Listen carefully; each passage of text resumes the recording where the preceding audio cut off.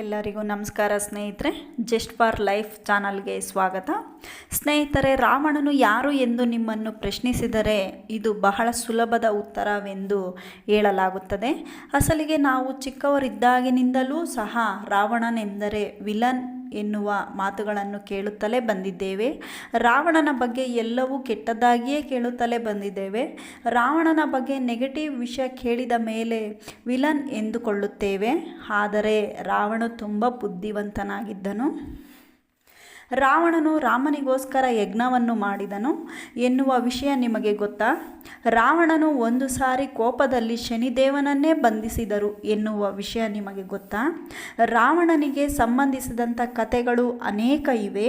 ಇಂತಹ ಕಥೆಗಳು ಕೇಳಿದರೆ ತಲೆ ತಿರುಗುವುದು ಗ್ಯಾರಂಟಿ ಎಂದು ಹೇಳಬಹುದು. ರಾವಣನು ಸೀತೆಯನ್ನು ಅಪಹರಿಸಿ ಲಂಕೆಗೆ ಕರೆದೊಯ್ದು ರಾಮನು ತನ್ನ ಸಹೋದರರಾದ ಲಕ್ಷ್ಮಣ, ಹನುಮಂತ ಮತ್ತು ವಾನರ ಸೇನೆಯ ಸಹಾಯದಿಂದ ಸೀತೆಯನ್ನು ಮಿಡಿಯಲು ಲಂಕೆಯ ಮೇಲೆ ದಾಳಿ ಮಾಡುತ್ತಾನೆ. ರಾಮ ಮತ್ತು ರಾವಣ ನಡುವೆ ಯುದ್ಧವೇ ನಡೆಯುತ್ತದೆ. ರಾಮನು ಮತ್ತು ರಾವಣನನ್ನು ಅನೇಕ ತಂತ್ರಗಳಿಂದ ಸೋಲಿಸಲು ಮುಂದಾಗುತ್ತಾನೆ. ರಾಮನು ಮೊದಲಿಗೆ ರಾವಣಾದ್ಯಂತ ಸೇನೆಯನ್ನು ಸೋಲಿಸುತ್ತಾನೆ. ರಾವಣ ತನ್ನ ತಂತ್ರಗಳಿಂದಲೇ ಯುದ್ಧವನ್ನು ಮುಂದೆ ಸಾಗಿಸುತ್ತಾನೆ. ಆದರೆ ರಾಮನು ಧೈರ್ಯದಿಂದ ಪ್ರತ್ಯುತ್ತರ ನೀಡುತ್ತಾನೆ.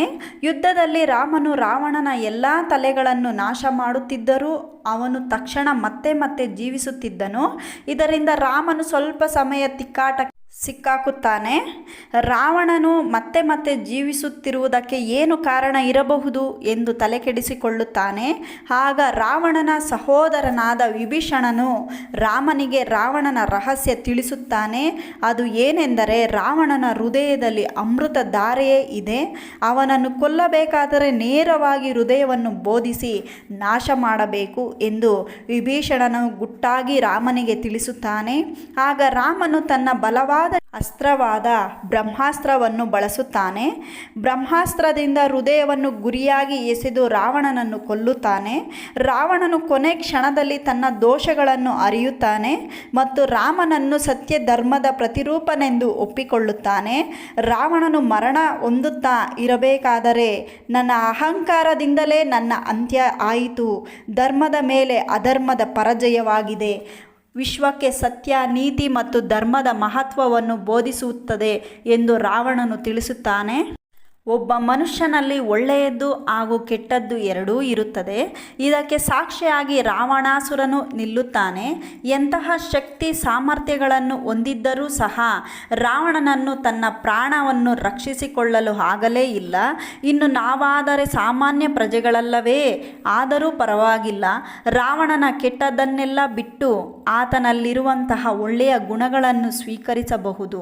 ಒಂದು ವೇಳೆ ರಾವಣಾಸುರನಲ್ಲಿ ಅಹಂಕಾರವೇ ಇಲ್ಲದಿದ್ದರೆ ಈ ದಿನ ರಾಮಾಯಣದ ಕತೆ ಬೇರೆಯೇ ಇರುತ್ತಿತ್ತು. ರಾವಣ ಕತೆ ನಿಮಗೆ ಬೇಕಾದರೆ ಕಮೆಂಟ್ ಮೂಲಕ ತಿಳಿಸಿ.